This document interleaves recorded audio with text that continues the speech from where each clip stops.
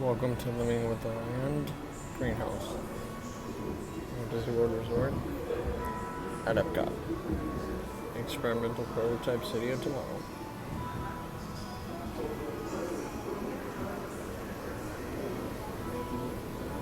Welcome to our living laboratory, where scientists from EPCOT and the U.S. Department of Agriculture are exploring innovative ways to produce bountiful harvests now and into the future.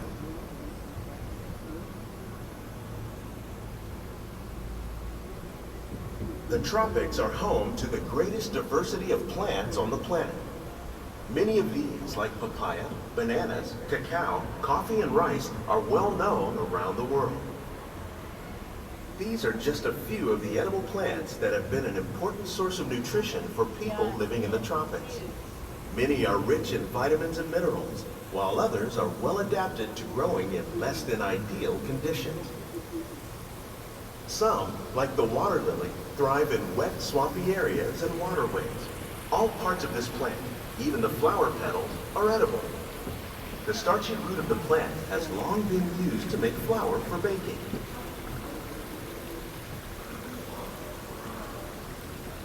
One day, many of these lesser-known tropical plants may be as important as the bananas growing on both sides of the boat. More than 28 million tons of bananas are eaten annually, making it the most popular fruit in the world.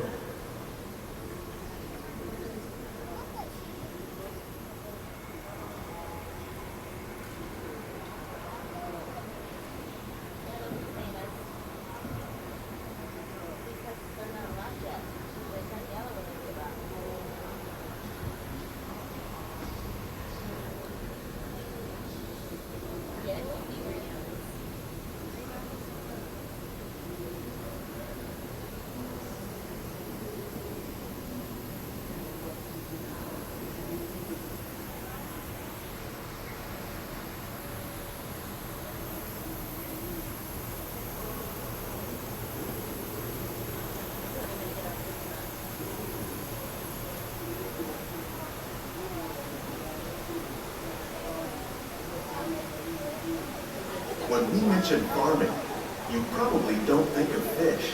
But fish farming, or aquaculture, accounts for nearly half of all the seafood consumed globally. Tilapia, bass, and catfish, like the ones you see here, are three of the more popular crops raised by fish farmers. The sustainable system we're using here recycles the water in the tanks.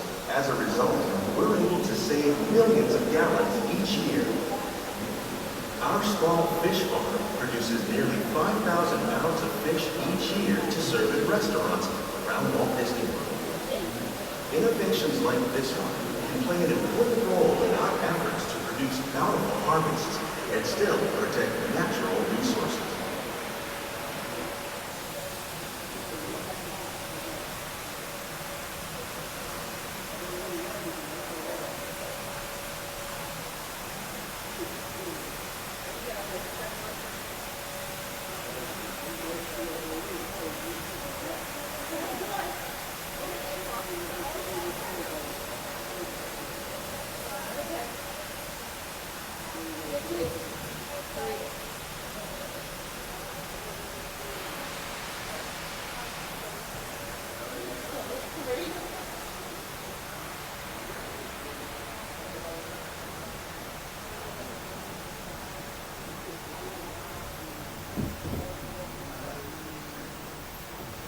While there are more than 50,000 edible plant species in the world, most of us are only familiar with the handful that make up our everyday diet. The common grains growing here, wheat, maize, sorghum, and millet, plus rice, account for nearly 2/3 of our global food consumption. Learning how to increase yields of these staples is an important goal of research around the world.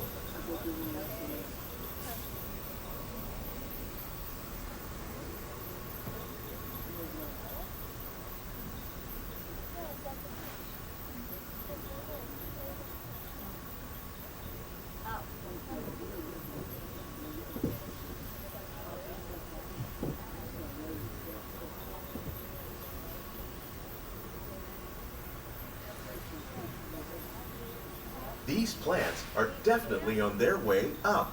Innovative growing techniques like these increase yields while more efficiently using resources like water, fertilizer, and pesticides.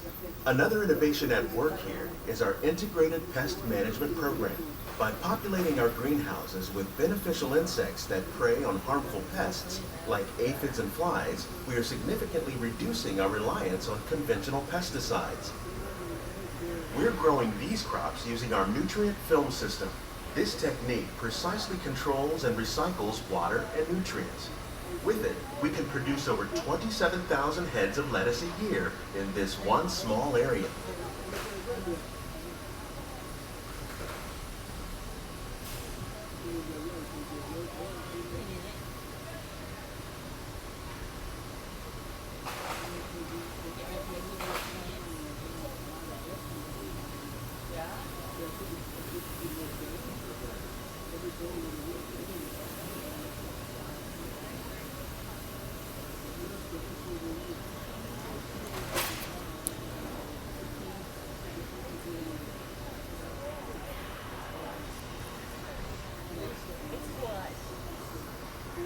Some of our best ideas have been inspired by nature, like these fruit and vegetable trees.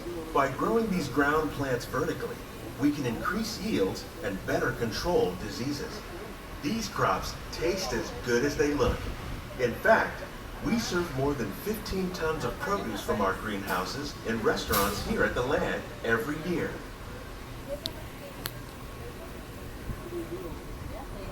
Yes, you did hear that all correctly. Most of these plants are used here at the land at Walt Disney World to reduce food sufficiency costs and renewable nutrients.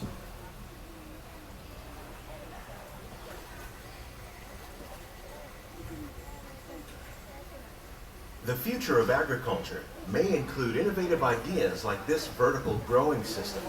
Plants grown in this way use a fraction of the space required by traditional growing methods. That saves water and increases production. The aquaponics system on your left combines hydroponics with aquaculture.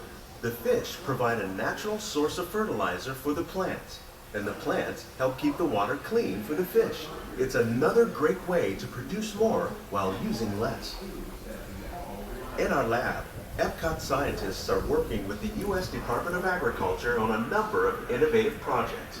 The goal of these efforts is to produce higher yielding and better quality plants.